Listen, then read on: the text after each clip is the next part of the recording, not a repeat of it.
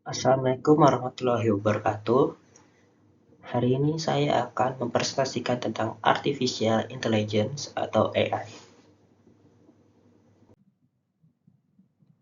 Namun sebelum itu, perkenalkan nama saya Muhammad Fadal Amrullah, NIM saya 2022-22015.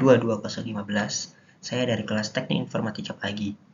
Mata kuliah Pengantar Informatika. Ini merupakan tugas ujian akhir semester 1 saya. Adapun alur pembahasan yang akan saya bahas ialah sejarah dari Artificial Intelligence, Artificial Intelligence itu sendiri, penerapan AI dalam game, hingga kesimpulan. John McCarthy, the father of Lisp and AI.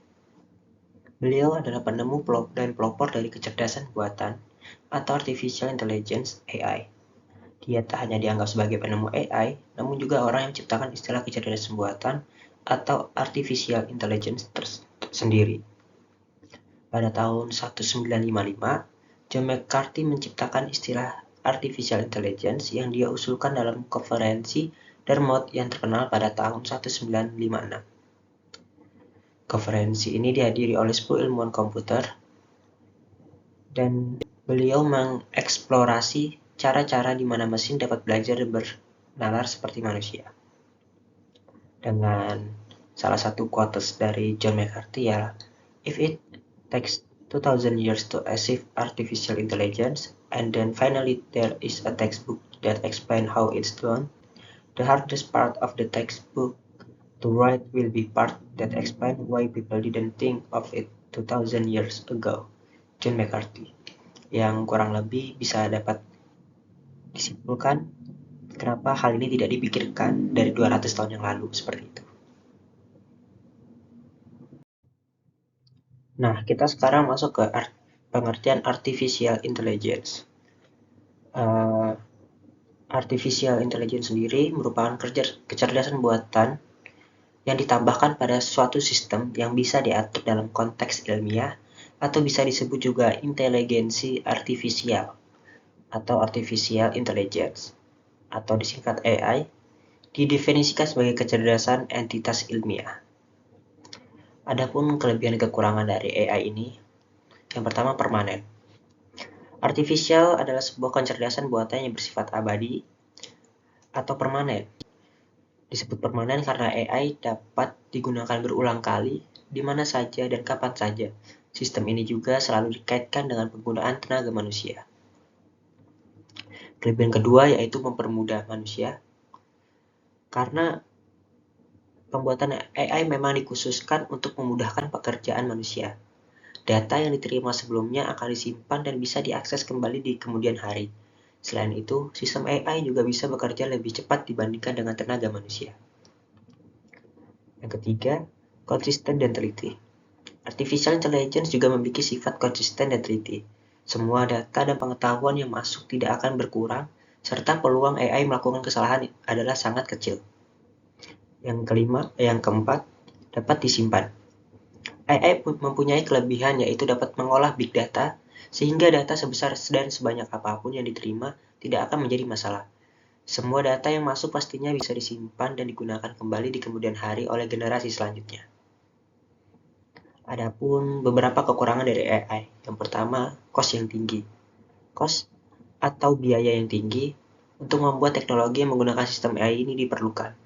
Karena adanya kompleksitas mesin dan yang mendukung AI, sangat masuk akal jika mesin yang digerakkan oleh sistem AI bisa terbilang cukup mahal dan spesifik. Selain itu, dibutuhkan baik sumber daya serta waktu untuk pembuatannya. Karena proses ini yang teliti membuat AI menjadi sangat mahal. Nomor 3, memperkecil lapangan pekerjaan. Karena semua pekerjaan bisa dilakukan dengan adanya Artificial Intelligence, membuat lapangan pekerjaan bagi manusia menjadi sempit. Dengan memiliki teknologi AI, sebuah perusahaan rela membayar harga yang mahal daripada menggaji karyawannya setiap bulannya. Maka dari itu, sistem AI juga dapat menciptakan pengangguran. Berpola.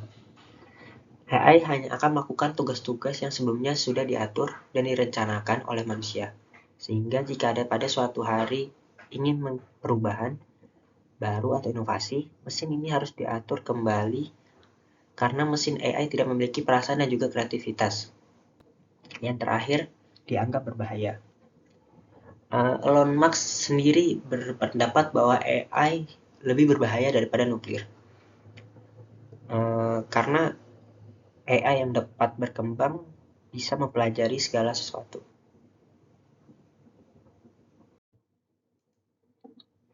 Penerapan AI.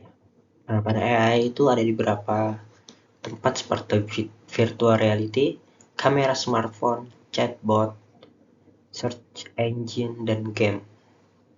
Teknologi VR yang disandingkan dengan AI nantinya dapat dipersonalisasikan sesuai kebutuhan penggunanya. Contoh penerapan AI dalam teknologi VR secara imajiner dapat kita lihat dalam film Iron Man. Yang kedua itu adalah kamera smartphone. Bisa kita ambil contoh, sekarang terkadang HP-HP zaman sekarang tidak menggunakan sidik jari ataupun sandi, melainkan dari wajah, dan itu menggunakan AI kamera smartphone untuk pengamanan HP-nya. Yang kedua, ojek online. Untuk memverifikasi ojek dengan customer, biasanya driver harus memverifikasikan wajahnya di kamera smartphone-nya. Chatbot biasanya digunakan untuk membalas customer service dari m-banking dan juga biasa digunakan di all shop seperti Tokopedia dan Shopee. Yang keempat, search engine seperti yang sering kita gunakan. Di search engine-nya Google itu menggunakan AI juga untuk mendeteksi. Begitu pula dengan TikTok, dengan YouTube juga menggunakan AI untuk menganalisis data yang disukai dan tidak disukai dari penggunanya. Yang terakhir, game. Biasanya game ini yang cukup umum itu ada 3 tempat di bagian NPC, generator, dan development.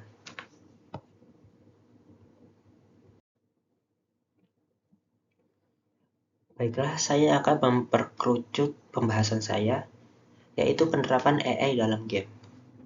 Yang pertama, penerapan dalam NPC, di mana NPC ini terbagi menjadi 2, NPC yang dapat berkembang dan NPC yang tidak dapat berkembang. Contohnya, NPC pada OpenAI Dota 2. NPC ini dibuat awalnya bukan untuk bermain Dota, namun untuk membuktikannya, para penemu NPC ini membuat NPC OpenAI Dota tersebut untuk melawan pro player. Ia menghabiskan beberapa kali kekalahan hingga akhirnya OpenAI Dota 2 ini dapat mengalahkan pro player dari Dota 2. Sedangkan dari NPC yang tidak berkembang atau AI yang tidak berkembang itu ialah catur. Sehingga kita dapat memilih level kesulitan dari level easy, medium, hingga hard yang paling sulit. Yang kedua, generator. AI juga dapat digunakan untuk bisa membuat suatu lingkungan atau objek dengan sendirinya. Seperti saya akan mengambil contoh 2 games dengan map yang sangat luas. Seperti Minecraft. Minecraft ini banyak sekali dunianya, yang ukuran satu dunianya setara dengan bumi yang kita tinggali. Sehingga tidak mungkin developer untuk membuat semuanya. Dan satunya lagi adalah No Man's Sky.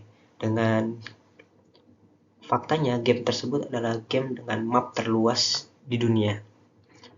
Ia memiliki planet sekitar 18, banyak sekali angkanya, tidak bisa disebut.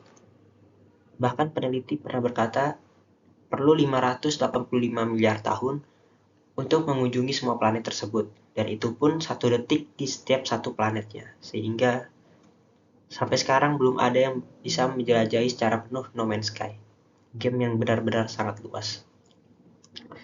Yang ketiga, developer. Pengguna AI juga bermanfaat dalam pembuatan game dengan menjadi player dari game yang sedang dibuat dan akan menguji mekanik game sehingga dapat menemukan kesalahan jika ada. Seperti penggunaan AI dalam menemukan bug atau menemukan beberapa kesalahan dalam aplikasi. Penerapan AI dalam game yang berfungsi sebagai developer juga biasa digunakan dalam YouTube, TikTok, sehingga beranda ataupun FYP kalian akan memunculkan beberapa konten-konten yang kalian suka. Baiklah, saya akan sedikit menjelaskan tentang AI berkembang, bagaimana ia belajar. AI berkembang pertama akan mendapatkan data, lalu dia akan clean, prepare, dan manipulate data, atau bisa kita sebut belajar, lalu berlatih sendiri, mengetesnya sendiri, lalu mengimprove lagi, dan jika ia tidak mencapai tujuan yang telah ditetapkan oleh si pembuat atau si manusia, maka ia akan mengulangi 5 tahap ini secara terus-menerus. Maka dari itu, AI akan terus berkembang, sehingga AI yang berkembang tidak memiliki pola yang pasti. Maka kekurangan dari AI yang itu berpola telah berkurang akibat AI berkembang ini. Saya merekomendasikan 3 bahasa terbaik untuk membuat AI menurut data dengan survei yang telah saya lakukan. Yang pertama adalah Python. Kenapa Python? Python sebagai interpreter sering digunakan oleh sebagian research dan prototyping. Hal ini dikarenakan library yang besar dan mempermudah para development. Karena Python ini sangat-sangat populer, sehingga kemungkinan untuk tidak mengetahui apa-apa itu mustahil.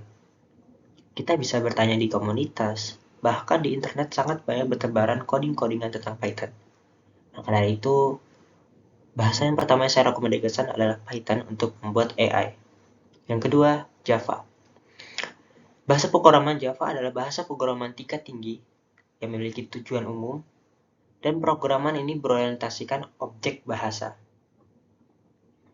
Ya, tidak bisa kita pungkiri lagi bahwa Java telah ada sejak teknologi dulu. Bahkan di HP, kulkas dulu juga menggunakan AI programan Java. Yang terakhir adalah C++. Mungkin jika ingin memulai menciptakan AI atau robot, bahasa C membantu dalam hal ini. Hal ini karena sifat bahasa C yaitu compiled programs yang lebih dekat ke bahasa mesin, sehingga dapat bekerja lebih cepat. Menurut data yang saya survei, banyak yang mengatakan C++ jauh berkali-kali lipat lebih cepat dari Python untuk membuat AI.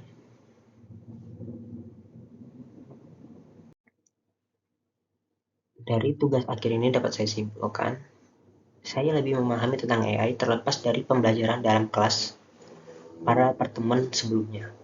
Saya lebih mencari tahu tentang AI sendiri, bahkan saya sampai mencari web-web dari luar negeri yang membahas tentang AI dan cara kerja AI sendiri. Saya juga sampai mencari data tentang rekomendasi bahasa yang digunakan di seluruh dunia. Awalnya, Java menempati posisi pertama, namun seiring dengan berjalannya waktu, kini Python menjadi posisi yang pertama, Java yang kedua, dan C++ yang ketiga. Dengan ini, satu langkah kecil menuju mimpi saya yaitu menjadi game development atau game developer menjadi sedikit lebih dekat lagi. Saya bersyukur telah membuat PPT ini. Dengan ini, harapan saya PPT ini bermanfaat bagi diri saya sendiri, bagi teman-teman sekalian yang membaca dan menonton video ini. Semoga ilmu saya dan ilmu teman-teman sekalian yang membaca dan menonton video ini semoga bertambah. Terima kasih atas atensi Bapak yang telah menonton video ini, yang telah meluangkan waktunya. Terima kasih. Saya akhiri sampai di sini. Assalamualaikum warahmatullahi wabarakatuh.